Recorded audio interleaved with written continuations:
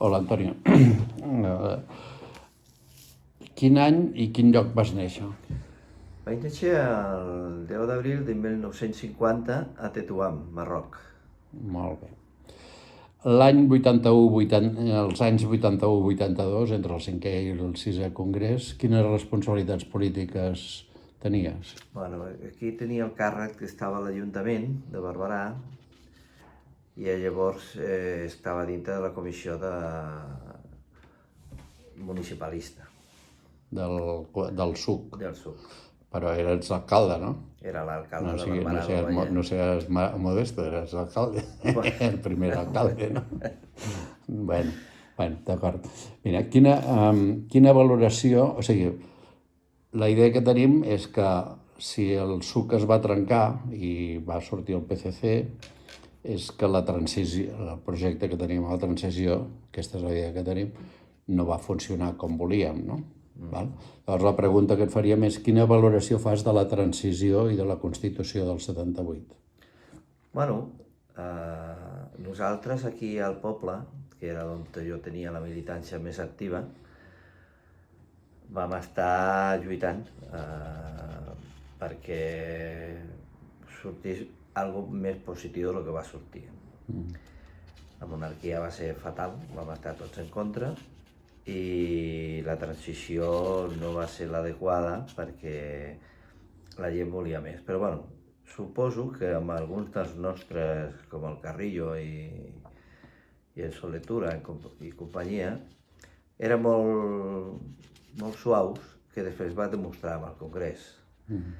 Un sector molt tirat cap a la reforma de lo que són les bases del Partit Comunista, i nosaltres aquí les teníem també, clar, perquè es van trobar amb problemes dintre del mateix grup municipal i el partit, perquè aquí el grup municipal depenia del partit. Les decisions les feia el partit i nosaltres les projectàvem dintre de l'Ajuntament. I vaig trobar que hi havia un sector on jo estava, el municipalista, que bueno, ja al principi un alcalde del SUC ja em va criticar per posar un posapapers del Lenin, que ell posaria a un ninot en vez d'aquest senyor, i ja em va caure molt malament aquest sector que hi havia dintre del partit, que van posar les llistes on no s'havia lluitat, verdaderament no s'havien posat els lluitadors de la lluita d'aquells anys, sinó que van posar senyors que després van demostrar amb el Congrés que es van comportar com porcs. I llavors, clar, els que manen són els que tiren endavant els projectes. I llavors nosaltres el que manava, aunque teníem el president més adequat, però els que manaven van fer aquesta porcada de dalt i van tindre que assumir-la. Aquesta és l'opinió que tinc de la transició. Llavors, també tenim la idea, no sé si tu estàs d'acord, que si el SUC es va trencar va ser perquè, com tu expliques això, la transició no va sortir com pensàvem, no? I llavors molta gent va rebutjar des de diferents punts de vista, molts militants del SUC, no? de diferents maneres de veure les coses, però van plasmar la seva rebuig a això amb el rebuig a la paraula eurocomunisme, no? O sigui, en aquell moment representava que era l'etiqueta que reunia la gent que estàvem en contra i dèiem, no? Bueno, tu com veus, com es va produir aquesta confluència, almenys aquí a Barberà, al Vallès, de gent diferent, no? Comunistes tots, però que teníem diferent, que s'ajunten en el rebuig a això. Tu com ho vas viure? No sé si m'hi he allargat massa. No, t'has allargat, no. A veure, jo com a opinió, o sigui, igual me surt del test. Estem parlant del Congrés, oi? Amb el Congrés va ser polèmic, però teníem majoria, i volíem, precisament els comunistes volíem la integració de tots. Per això vam fer la proposta per un sector dels nostres molt alienats amb els altres, perquè no podem... Vam fer dividir en 3 parts els membres del comitè central. Jo no vaig estar d'acord, per supost, però bueno. Llavors, no vaig estar d'acord perquè jo no entenia, per exemple, que si nosaltres havíem fet una reunió a nivell de comarca a Sabadell, municipalista, amb el Toni Ferrés, amb el Jovany de Rubí, amb el Fèlix de Ripollet, bueno, amb tots els alcaldes que hi havia i els regidors d'altres municipis que no tenien l'alcaldia, i ja portaven unes propostes. El va ser un dinar a Badalona, en un restaurant d'una marisqueria de puta mare, al costat de la platja, on estava el Jordi, el Soletura, el Jordi Borja, bueno, i estava aquest senyor que em va dir que posaria un ninot en vez del Leni a sobre la taula, també, entre d'altres, no? Era el Baltasar, aquest? Sí. El de... El Cesc Baltasar. Sí, Bueno, però a part d'això... De Sant Climent? Era del Baix Llobregat. Sí, del Baix Llobregat, sí. Llavors, allà es van donar la volta a totes les propostes que portaven, entre mariscos i, bueno, unes almejitas, no sé què, unes risses, tal qual. Jo me'n vaig emprenyar moltíssim. Primer perquè no ens tenia aquella reunió en un restaurant, ni qui pagaria això, ni res de res. Sinó perquè el partit té una forma de treballar. No treballa en les cafeteries o en les marisqueries. No havia de ser. Però hi havia un sector que sí ho feia. I llavors es canvien, o intentaven canviar l'opinió dels que havien fet unes propostes municipalistes que no coincidien amb algunes d'aquelles altres que eren més, no moderades, però sí més estranyes, no? La possibilitat de fer servir els òrgans públics per a beneficiar, per exemple, el partit. Això no tenia sentit. Com el fet que els càrrecs públics poguessin tindre més força que no pas el partit amb els sectors de la població. O sigui, no tenien per què els òrgans del partit dirigir i dir el que s'havia de fer l'alcaldia d'aquí, d'allà o de l'altre lloc. Que això era un sector que en fi, molt raro. Que jo ja veia que no tenia res que veure amb el tema de lo que és el projecte polític que portàvem nosaltres. Això se desviava totalment. Vaig fotre la bronca i vaig dir que això era allà davant de tots, al campo de Montcada, bueno, tots els que hi havia allà, i vaig dir que jo estava en contra i votaria en contra d'aquestes propostes. I així ho vaig fer al comitè, al plenari del Congrés. I ja em vaig donar compte que hi havia coses molt estranyes. Llavors, per això vaig votar en contra també de que es feixi, o sigui, acceptés que hi hagués un terci de cada sector, perquè això, tenint nosaltres majoria, es perjudicaria. I efectivament, després es va donar a poc temps tot el sector aquell que es van juntar ells, van muntar la seva. El temps ha demostrat que estaven equivocats, perquè ara cadascú va pel seu lloc. Perquè nosaltres més rebotats que ningú, estem més repartits que... Hi ha un sector, sí, del SUC, que encara hi és por ahí, hi ha algun sector d'iniciativa i de més, però va, un desastre. Quan els principis no són bons, ni les mitjanes ni els finals tenen futur. Llavors això va portar a que al trencament del partit i a la formació del PSC. Tu com valores el clima, o sigui, com vas viure aquella formació del PSC i els primers anys, no? Bueno, jo vaig ser un dels que vaig estar d'acord i vaig entrar al comitè central del partit. Vaig aportar el que vaig poder, però bueno, amb aquest va haver el tumulto de que es van juntar un grup de regidors, no regidors de l'Ajuntament, sinó gent del partit que s'havia dividit i que ens havien fotut fora. Se van sumar els socialistes, se van sumar, bueno, no sé si era Convergència o què era el que hi havia llavors, però bueno, se van sumar tots per fer un vot de censura i van fotre a 12 regidors comunistes del Barberà, els van fotre fora. Teníem molts temes per... Una agenda molt grossa a dintre de casa per dedicar-me massa a lo que era el comitè central del partit. Llavors, vaig aportar el que vaig poder a dintre de la meva capacitat i formació dintre del municipalisme, però vaig valorar que era positiu, però no vam ser capaços d'arrastrar el que era el SUC, que era una gran majoria de gent apoyada pels treballadors i intel·lectuals i gent progressista de Catalunya, i, clar, va haver una gran desbandada que això es va perjudicar a tots.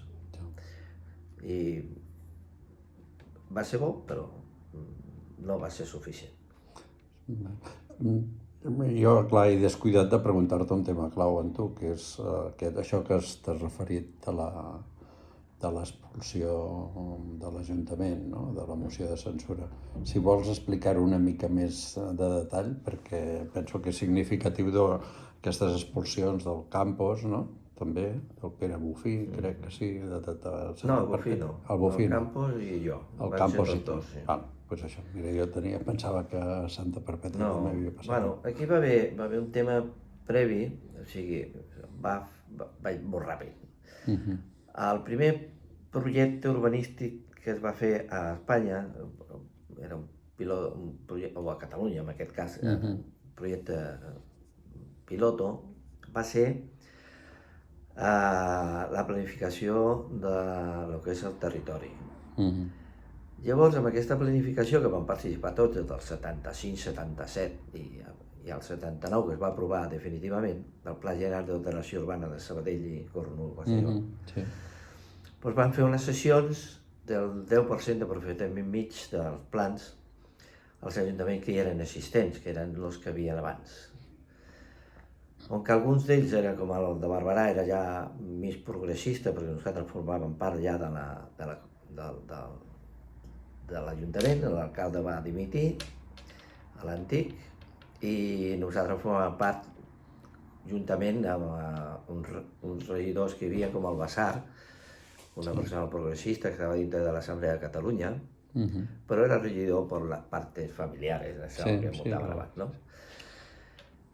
I, bueno, van acceptar, aquella gent van acceptar el 10%, pues, tros de barranco, un bosquecillo por allà, una tonteria d'aquesta. I quan vam entrar als ajuntaments democràtics, pues vam estudiar això. Y van a inaugurar Baricentro, centro comercial, el primer centro comercial europeo así grande. I esclar, van inaugurar Baricentro i van fer una anomalia perquè havien de tindre dos accessos al poble i resulta que només hi havia un i per carretera, havien tallat la vorera que havia per arribar directament a Cerdanyola. I llavors ells van inventar un camí per al bosc del costat, que era zona verd, on està una casa de menjars que es coneix com la Mas Escaiola. I la Guàrdia Urbana va vindre el dilluns al dematí amb un informe de que havien fet una carretera amb 48 hores, dissabte i diumenge, i bueno, jo vaig preguntar, vaig informar-me i em van dir que era il·legal, que això no es podia fer. I llavors, dintre de la comissió de lo que és municipalista del Partit dels Comunistes de Catalunya, doncs van assessorar. Entre d'altres va vindre el Fabián Estapé, perquè van fer que millor que no estiguessin tot gent del partit, sinó que pogués haver alguna gent progressista, però que vingués amb coneixement, que estava treballant a la Universitat de Bellaterra com a professor d'economia. D'economia, sí. I se van oferir perfectament. I, bueno, quan van inaugurar Baricentre, a les 24 hores la van tancar. Van trucar al govern civil, el govern civil va dir que no, si hi havia una il·legalitat s'havia de tancar. I llavors vam demanar els grisos de Sabadell, al senyor secretari de l'Ajuntament, senyor Hidalgo, pues, li costava molt, però ho va fer, perquè clar, ho manava el govern civil. I van anar una patrulla de municipals, 2 de Policia Nacional, i un jutge i el secretari. I van tancar les portes de Baricentre. En 24 hores van trucar de la Generalitat, el senyor Macià Lavedra, que això no es podia fer perquè era un centre europeu, modelo i no sé quantes coses més, i que demanaven explicacions i que això s'havia de solucionar en 24 hores. I van fer la reunió a la Generalitat de Catalunya amb el senyor Fabián Estapé i d'altres assessors. I resulta que van treure el 10% d'aprofitament mig de los planes parciales que s'havien aprovat el 77 i després el 79 definitivament de la comarca de Sabadell, i van acceptar que el 10% li havia de donar Baricentro a Barberà.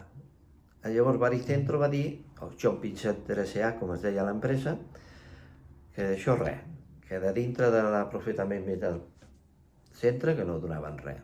Llavors van donar 86 milions de pessetes, que van comprar un camp de futbol, una parcel·la, van donar uns terrenys al torrent, a la plataforma de Ripoll, i d'altres que ara s'ha fet la comissaria nova i uns pisos aquí dalt, al baix a Can Serra.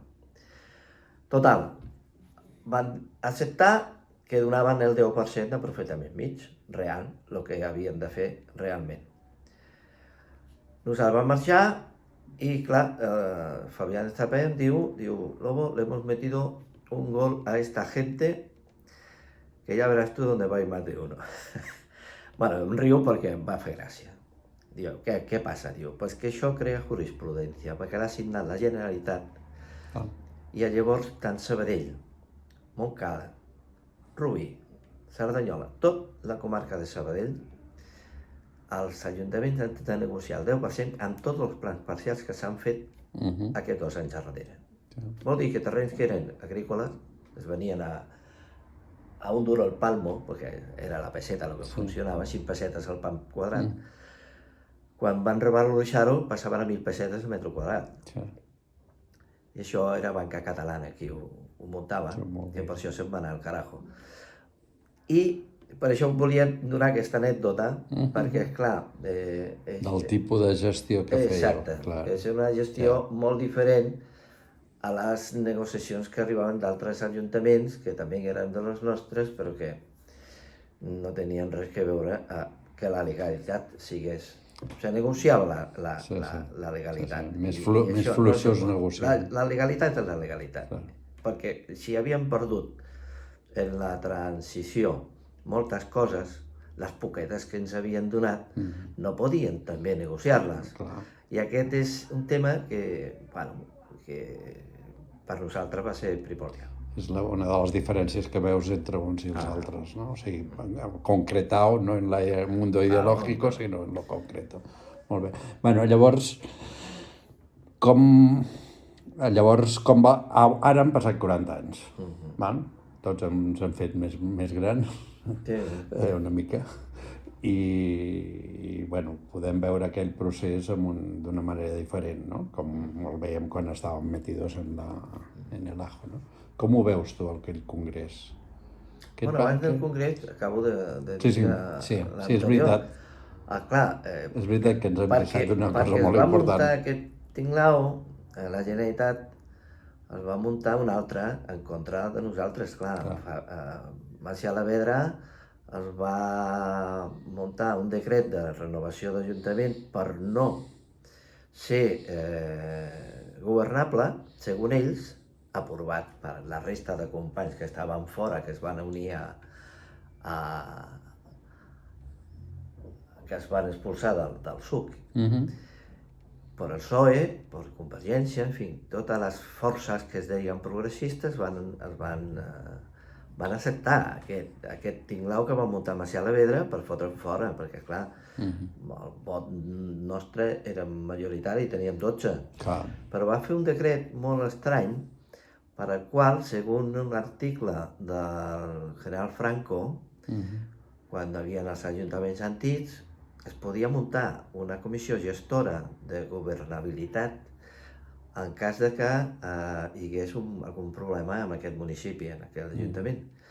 Clar, aquest decret és de l'any 55, de Franco.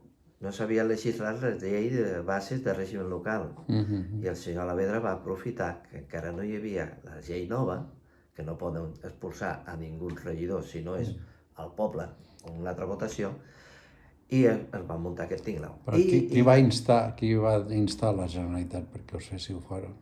Doncs el Macià Alavedra, perquè li havien fotut aquest gol del 10% del profitament mig de tots els plans parcials. Per això Banca Catalana se'n va a la merda, perquè era tot fictici. Tenien uns terrenys industrial o comercial que deien que valia un capital que no era real.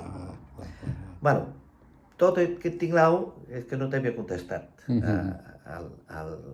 M'he enredat amb el pla parcial. No, però està bé. Els plans parcials i tal. Llavors, l'altra pregunta sobre els 40 anys, bueno,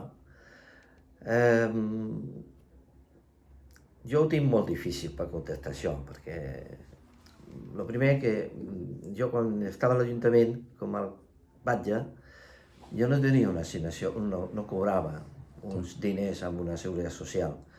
Si jo no cobrava una assignació de 80.000 pessetes per els treballs que jo desenvolupava dintre de l'Ajuntament, però sin remuneració, sin seguretat social total. Jo estava com a autònom, me pagava jo els autònoms, tenia una petita empresa de lampisteria, i així vaig seguir i continuar. Quan vaig estar d'alcalde, quan vaig estar de regidor, quan vaig estar de diputat provincial, i jo no he cobrat mai directament del partit ni de l'Ajuntament com a treballador, com a assalariat. I em va quedar el problema de que, esclar, estant a l'associació de veïns, estant a l'Ajuntament com a regidor, estant al partit a la direcció, tenia que treballar amb la família, dos crios i visquent de lloguer. Clar, el tema és que era molt difícil per donar-li dedicació al partit. I he estat més, quan m'han trucat, anar a l'opinió, anar a les reunions, però no he fet una activitat activa, que és el que han de fer els militants al partit. I d'altres que han estat actius i cobrant de la direcció o de les institucions, la veritat és que m'han deixat molt malament, perquè són gent que l'únic que han fet ha sigut cobrar per mantenerse en el puesto y no dar un golpe al aire en su vida. Puedo nombrar a Celestino Sánchez, pero bueno, podría nombrar a algunos más, ¿no? Que en la seva vida han fet un treball de cap mena, però que, bueno, ara estan ben posicionats, tenen sus propietats, sus salaris màxims de pensió, i, bueno, i jo tinc la pensió mínima, que és el que jo cotitzava i ja està. En el cas dels autònoms sempre... Però això no... No, s'entén el que vol, s'entén perfectament el que vols dir. No he pogut dedicar-me molt a I continuo visquent de lloguer, sense cap propietat, perquè a mi no m'entra la idea fer política per altres coses que no sigui el benefici del poble i de la gent, no? Bé, això és el propi dels comunistes, no? Viure per si, però amb això mostres que has sigut coherent des de... O sigui, en varien les posicions concretes polítiques, però en l'actitud davant de la vida i de la societat Sí, és has mantingut coherent, no? Això està clar. I llavors, ara ja seria l'última. De tot això, vols fer una conclusió, així en poques paraules, de tot això que hem parlat? Jo estic molt satisfet de la meva trajectòria des de que vaig entrar a les Joventuts Comunistes, després al Partit Comunista, de la meva tasca.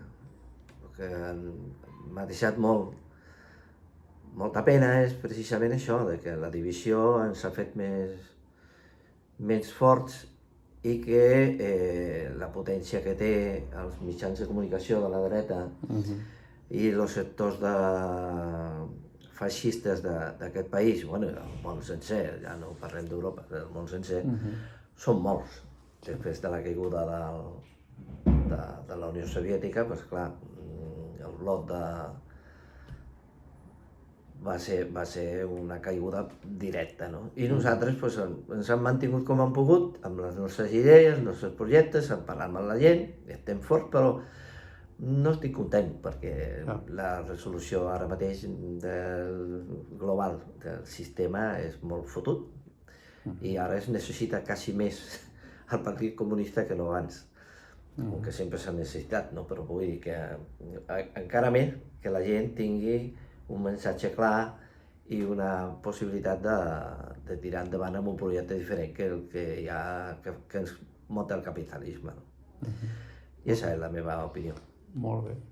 Bueno, doncs moltes gràcies per l'entrevista. Gràcies a